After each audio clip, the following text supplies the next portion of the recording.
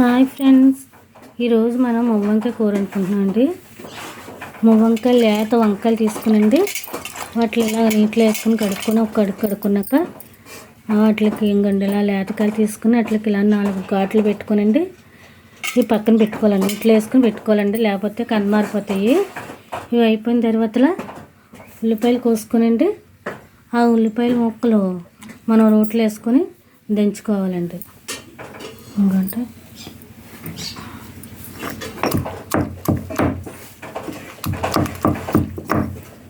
ఇలాగా మెత్తగా దంచుకోవాలి.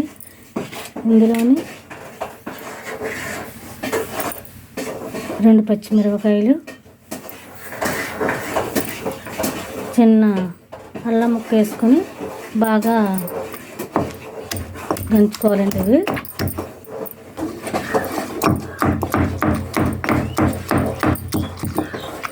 ఇలా రోట్లో దంచుకుంటే మనం కూర చాలా టేస్టీగా ఉంటుందండి. రోట్లో దంచుకొని ఇలా మనం కూర వండుకుంటే బాగుంటుంది. తినాలంటే అందరూ కూడా ఇలాగే దంచుకునేవారండి. ఇప్పుడంటే మిక్సీలో అవి వచ్చేసినాయి. నేను ఇలా దంచుకుని అంటే కూర వండుకునేవారు.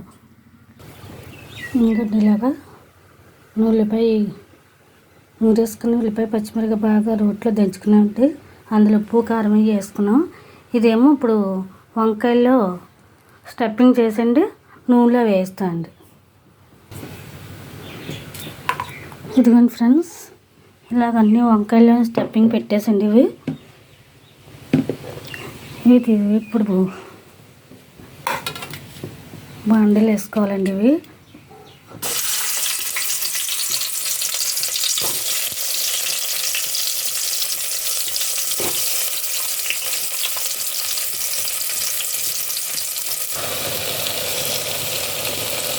బాగా మగ్గినాయి కదండి.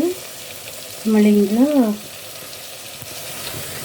నేను నూరు పెట్టుకున్న మసాలా వేస్తున్నాను. ఇంట్లోదే అండి, కొట్టుమిద్ద గట్ట వేయమండి, ఇంట్లోదే వేసుకుంటామండి. ఇప్పుడు బాగా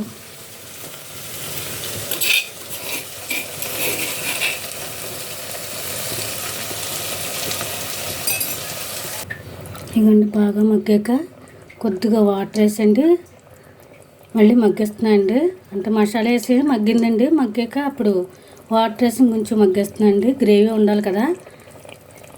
ఇప్పుడు ఇది బాగా మగ్గుతుందండి. మూత పెట్టేస్తాను. ఇంకండి ఇదిగండి వేడి వేడి మువ్వంకాయ కూర రెడీ. వేడి వేడిగా అన్నం వండుకుని ఇప్పుడు అన్నంలో వేసుకుని తినేస్తాం. మనం ఇలా చేసుకుంటే కూర చాలా టేస్టీగా ఉంటుందండి. వంకాయ కూర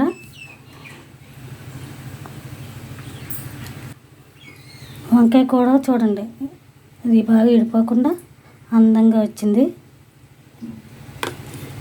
తిండి వంకాయ కూర రెడీ అండి. వంకాయ కూర మీరందరూ కూర నచ్చితే లైక్ చేసి సబ్స్క్రైబ్ చేయండి. థ్యాంక్ యూ అండి. షేర్ మాత్రం మర్చిపోకండి, షేర్ కూడా చేయండి. Thank you.